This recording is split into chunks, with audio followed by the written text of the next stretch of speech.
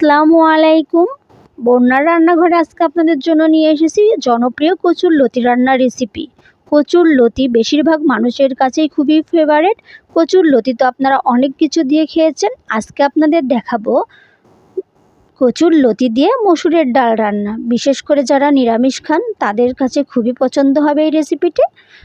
তো আমরা ভালো করে কচুর লতিগুলো ধুয়ে কেটে নিয়েছি। এখানে পরিমাণ মতো তেল দিয়ে আমরা দুটো রসুন কুচি একটু ভেজে নেব, নিয়ে এর মধ্যে পেঁয়াজ কুচি দিয়ে একটু নেড়েচেড়ে এর মধ্যে মশলাগুলো অ্যাড করে দিব। এখানে পরিমাণ মতো কাঁচামরিচ, আপনাদের টেস্ট অনুযায়ী আপনারা এখানে মরিচটা অ্যাড করতে পারেন। 1 চা চামচ উঁচু করে জিরা বাটা, 1 চা চামচ আদা বাটা, 1 চা চামচ রসুন বাটা, 1 চা চামচ পেঁয়াজ বাটা, পরিমাণ মতো লবণ, 1/2 চা চামচ হলুদের গুঁড়ো এবং 2 চা চামচ উঁচু করে শুকনো ঝালের গুঁড়ো দিয়ে মিশিয়ে একটু পানি দিয়ে আমরা মশলাটা কষিয়ে নিব। এখানে কচুর লতি অনুযায়ী আপনারা মশলাটা অ্যাড করবেন। এখানে মসুরের ডালটা খুব ভালো করে ধুয়ে নিয়েছি। মসুরের ডাল সিদ্ধ হতে সময় লাগে, এর জন্য মসুরের ডালটা আমরা আগেই অ্যাড করে কিছু সময় কষিয়ে নিয়ে তারপর লতি অ্যাড করব। আমার ভিডিওটি ভালো লাগলে আমার চ্যানেলটি সাবস্ক্রাইব করে পাশে থাকবেন এবং বেল বাটনটি অন করে রাখবেন। আর যারা সাবস্ক্রাইব করে দিয়েছেন তাদেরকে জানাই দোয়া ও ভালোবাসা। এখানে হালকা পানি দিয়ে আমরা সিদ্ধ করে নিব। পানিটা শুকিয়ে গেছে, এখানে আমরা আরেকটু পানি অ্যাড করব। আপনারা চাইলে এ পর্যায়েও লতিটা অ্যাড করে একবারে কষিয়ে নিতে পারেন।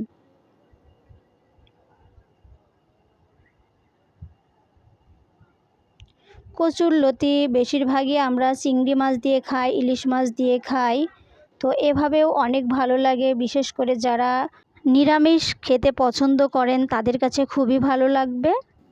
তো ডালটা সিদ্ধ হয়ে গেছে, এখন আমরা এগুলোর মধ্যে কেটে ধুয়ে রাখা লতিগুলো অ্যাড করে দিব, দিয়ে ডালের সঙ্গে খুব ভালো করে মিশিয়ে কষিয়ে নিব। এখানে আমি মোটা সাইজের লতি নিয়েছি, এটা একটু সিদ্ধ হতে সময় লাগে। আর যারা কচুর চিকন লতি নেবেন তারা অবশ্যই এর আগে অ্যাড করবেন। চিকনটা সিদ্ধ হতে বেশি সময় লাগে না।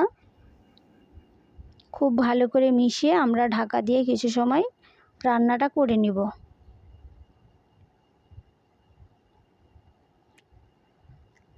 মাছ মাংস খেতে মন না চাইলে আমরা এভাবেও কিন্তু বানিয়ে নিতে পারি। আর ডালে প্রচুর পরিমাণে আমিষ রয়েছে।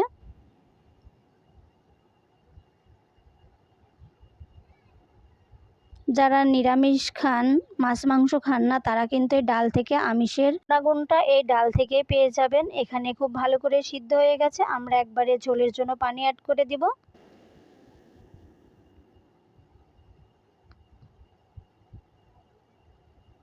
এখানে খুব ভালো করে মিশিয়ে আমরা কিছু সময় রান্না করে নিব।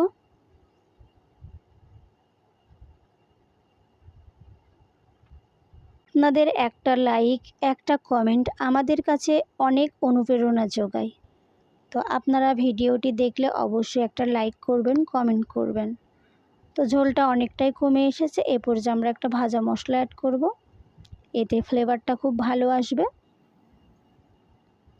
দিয়ে কিছু সময় আমরা নেড়েচেড়ে একটু রান্না করে নামিয়ে নেব।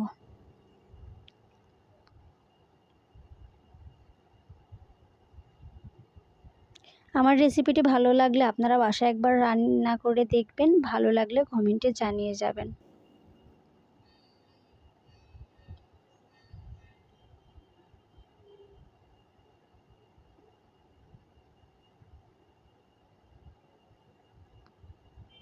তো এ পর্যায়ে নামিয়ে নেব। ঝোলটা আর একটু টেনে আসবে নামানোর পরে।